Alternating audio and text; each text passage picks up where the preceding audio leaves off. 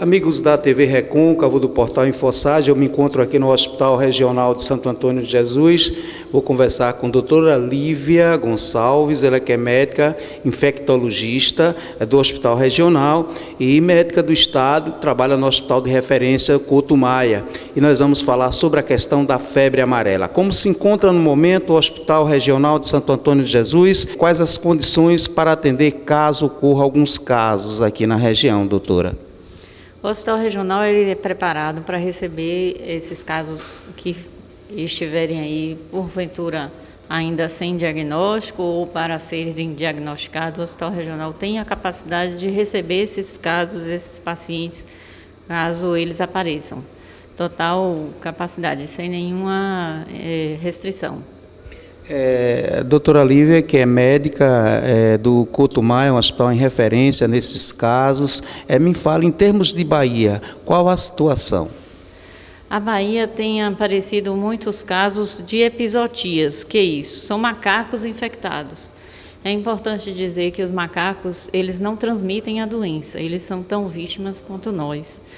E isso dá um alerta que existe o vírus, né, da febre amarela na nossa região, mas não foi ainda nenhum caso confirmado na Bahia de pacientes que tenham recebido o diagnóstico de doença adquirida na Bahia. Teve um caso, sim, que foi internado recentemente no Hospital Couto Maia, mas que foi de origem em São Paulo. Ele esteve em São Paulo e adquiriu a doença lá no sudeste do país. Fala-se muito em dois tipos da febre amarela, aquela que é causada pela questão silvestre e também urbana. Me fale a diferença entre esses dois casos, doutora Lívia. Olha, o manejo clínico e a suspeita diagnóstica não é diferente. Isso é meramente uma nomenclatura, certo? Porque desde que a gente saiba que tem um caso suspeito de febre amarela, a gente não pode considerar isso de forma diferente, porque o caso silvestre é mais para animais e não afeta o homem, né? No caso, o mosquito está se urbanizando por uma situação, provavelmente por uma questão ecológica, e a febre amarela está entrando na zona urbana e o mosquito está utilizando o hospedeiro homem, ao invés dos animais silvestres. É transmitido do homem para o homem? Não, nem dos macacos para o homem, certo? Apenas dos mosquitos infectados para o homem. Os macacos são também sentinela, né? São considerados sentinela. Eles sinalizam que existe o vírus circulando na região. Quem deve ser vacinado e quem não pode ser vacinado, doutora?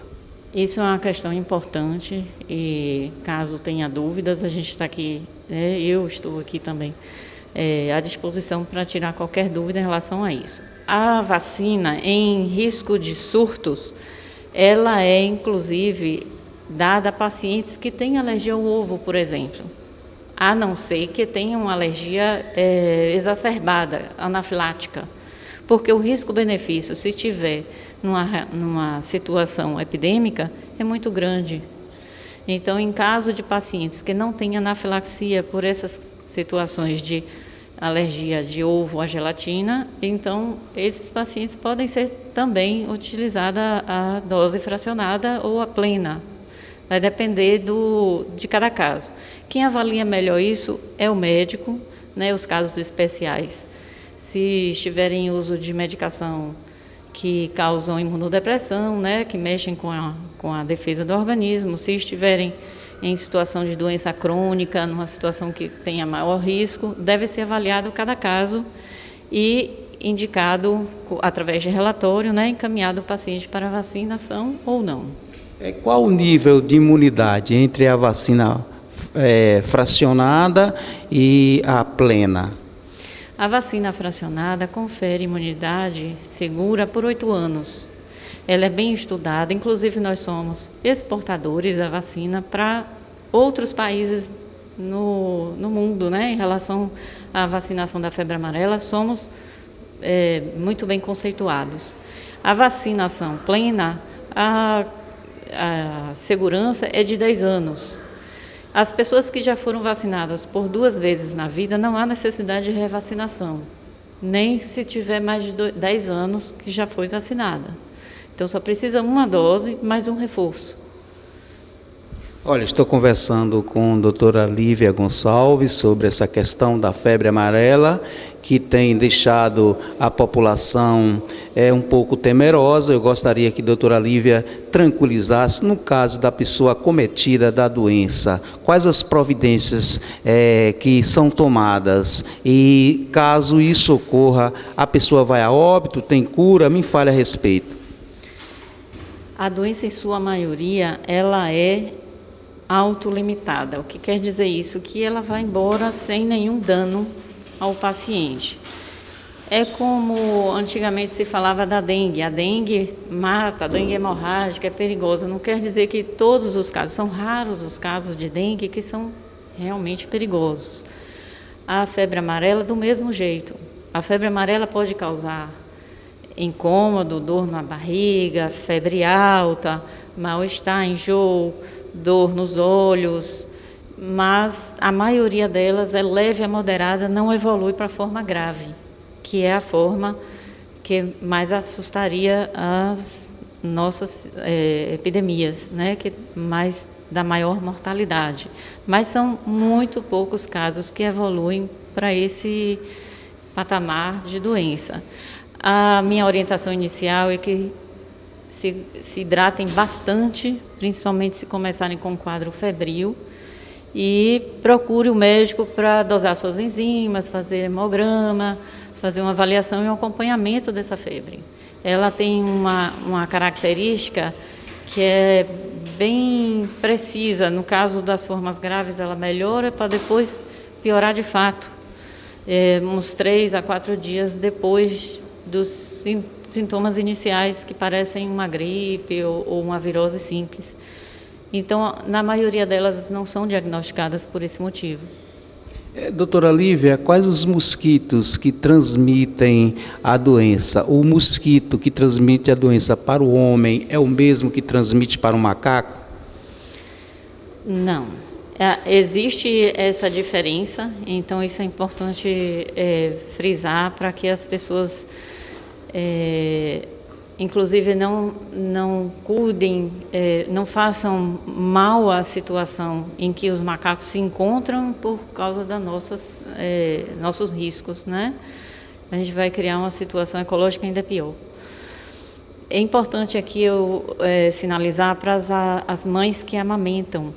Elas podem fazer o uso da vacina desde que liberada pelo seu médico. E em crianças acima de 6 meses. Tá? Se as crianças tiverem menos que 6 meses, elas não devem, as crianças que amamentam nessa idade menor que 6 meses, as mães não devem ser vacinadas, devem ser utilizadas as medidas de barreira, que são o uso dos repelentes. As grávidas também podem ser vacinadas, as mulheres grávidas? Cada caso se avalia através do seu obstetra. No caso, aí tem que ser avaliado em cada caso. Tem algumas situações que não devem ser vacinadas, outras que sim. Doutora Lívia, muito obrigado, e algo que queira acrescentar, nós estamos ao seu inteiro dispor. Eu estou aqui à disposição, o Hospital Regional está plenamente capacitado para receber qualquer situação de epidemia, caso surja na nossa região. É importante dizer que não houve nenhum caso de humano dentro do estado da Bahia que adquiriu febre amarela aqui. O paciente que ficou internado no Couto Maio, o baiano, ele adquiriu em São Paulo, e o ano passado, que tivemos 600 e poucos casos notificados de febre amarela, nenhum foi da Bahia. Tiveram 11 casos em suspeita diagnóstica, e que alguns não foram fechados, mas não estão ainda, não foram confirmados. Não estão sendo definido como febre amarela. É importante pedir a sorologia, né? O médico que estiver investigando, é importante solicitar a sorologia para a febre amarela para a gente notificar e tomar as medidas cabíveis caso seja necessário. Me veio uma outra pergunta aqui: as pessoas acima de 60 anos devem tomar ou não? São outras pessoas consideradas casos especiais, também necessitam uma avaliação médica prévia para ver seu estado imunológico e ver o risco-benefício. Em caso de viagem para regiões de risco, que é o Sudeste hoje, Minas, São Paulo, deve ser considerada a vacinação. Caso tenha alguma doença crônica, degenerativa, a imunidade está comprometida, não deve ser vacinado, e sim usado medidas de barreira, os repelentes. Portal InfoSage. Novo como a cada notícia. Acesse www.infosage.com.br.